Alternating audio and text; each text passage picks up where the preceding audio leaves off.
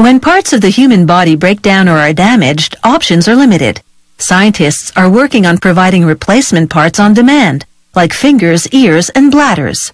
Laboratory-engineered bladders have already been successfully implanted in humans. The stuff of science fiction may soon be a reality.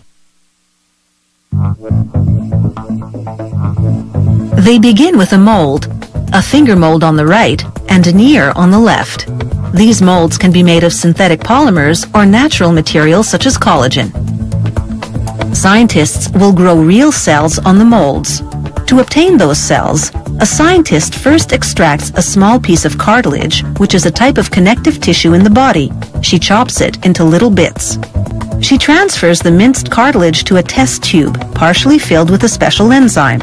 This enzyme dissolves tissue, leaving only the cartilage cells.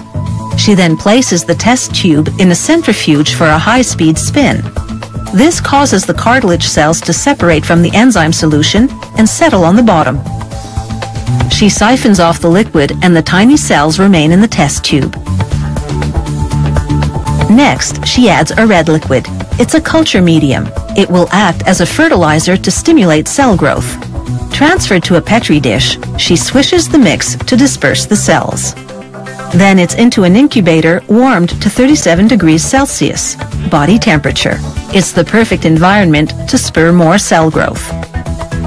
Meanwhile, a computer-controlled machine builds the mold of the ear. It layers synthetic polymer to produce an authentic-looking shape. This process takes about 5 hours.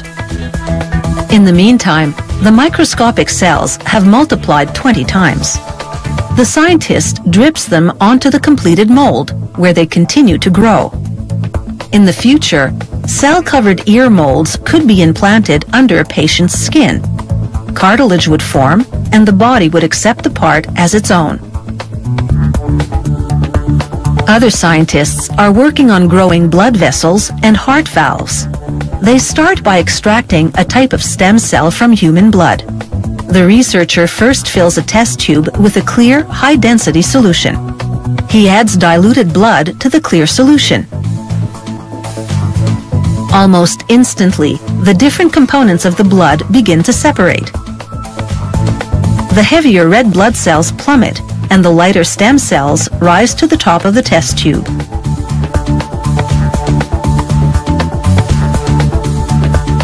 A spin in the centrifuge leaves the components visibly separated, allowing scientists to retrieve the desired cells.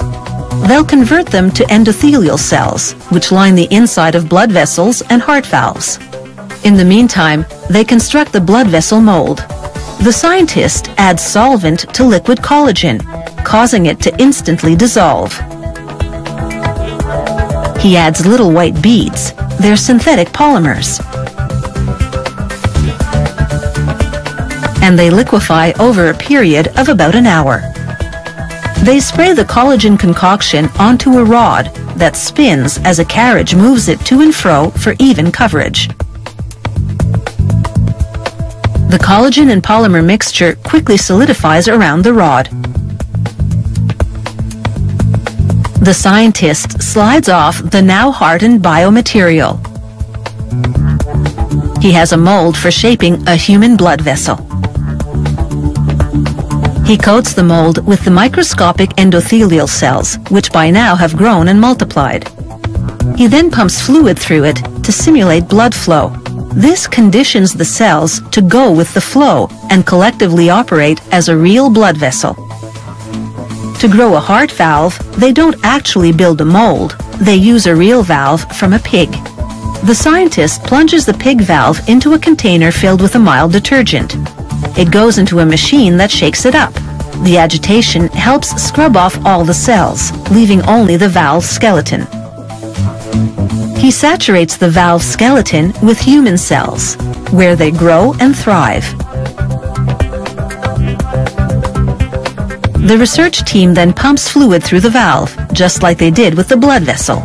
This trains the cells to do the work they would need to do in the human body. Even Dr. Frankenstein would be impressed.